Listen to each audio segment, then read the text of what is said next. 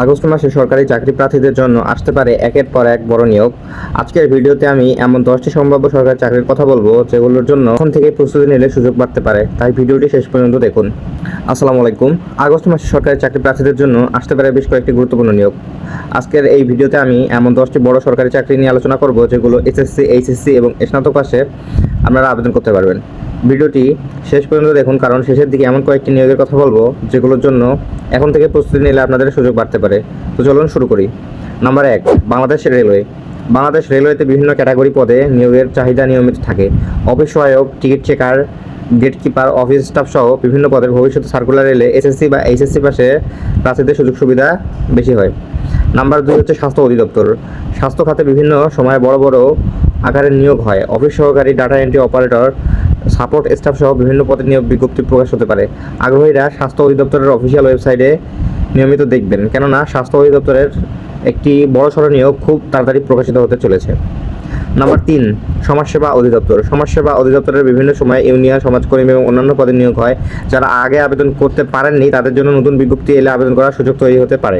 Number 4, স্থানীয় সরকার প্রতিষ্ঠান। Union পরিষদ, পৌরসভা ও সিটি কর্পোরেশন বিভিন্ন প্রকল্পে প্রায় জনবল লোক নেওয়া হয়। এই নিয়োগের বিজ্ঞপ্তি সংশ্লিষ্ট প্রতিষ্ঠানের মাধ্যমে প্রকাশিত হয়। নম্বর 5, খাদ্য অধিদপ্তর। খাদ্য পরিদর্শক, অফিস সহকারী, ডাটা এন্ট্রি অপারেটর বিভিন্ন পদের নিয়োগের সুযোগ আসে। যারা সরকারি চাকরির প্রস্তুতি নিচ্ছেন তাদের জন্য একটি গুরুত্বপূর্ণ একটি খাত। নম্বর 6, বাংলাদেশ পুলিশ। কনস্টেবল এবং অন্যান্য বেসামরিক পদে সময়ে সময়ে নিয়োগ বিজ্ঞপ্তি প্রকাশিত হয়।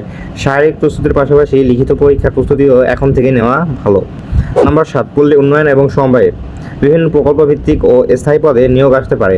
যারা গ্রামীণ উন্নয়ন খাতে কাজ করতে আগ্রহী তারা এই ধরনের বিজ্ঞপ্তির দিকে নজর রাখুন।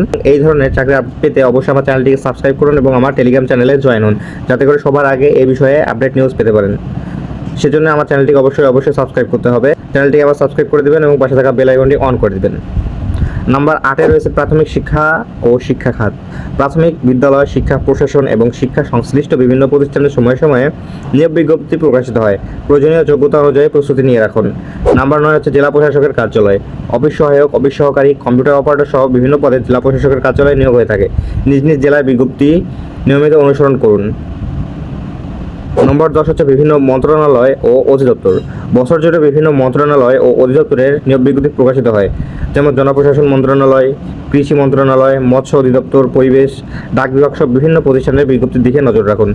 বন্ধুরা, সরকারি চাকরির ক্ষেত্রে কোনো গুজব বা প্রমাণিত তথ্যের উপর নির্ভর করবেন না। সার্কুলার প্রকাশিত হলে আবেদন করার আগে অবশ্যই অফিসিয়াল বিজ্ঞপ্তি ভালোভাবে পড়বেন। আর যদি কোনো নিয়োগ প্রকাশ না হয়ে থাকে সেক্ষেত্রে সম্ভাব্য আসন নিয়োগ হিসেবে বিবেচনা করবেন। ভিডিওটি যদি আপনার ভালো লেগে থাকে তাহলে একটি লাইক দিন এবং আমার চ্যানেলটিকে সাবস্ক্রাইব করুন। প্রতিদিন সরকারি চাকরি, নিয়োগ পরীক্ষার তারিখ, ফলাফল এবং গুরুত্বপূর্ণ সরকারি চাকরির আপডেট পেতে অবশ্যই বেল আইকনটি অন করে রাখুন। ধন্যবাদ। আল্লাহ হাফেজ।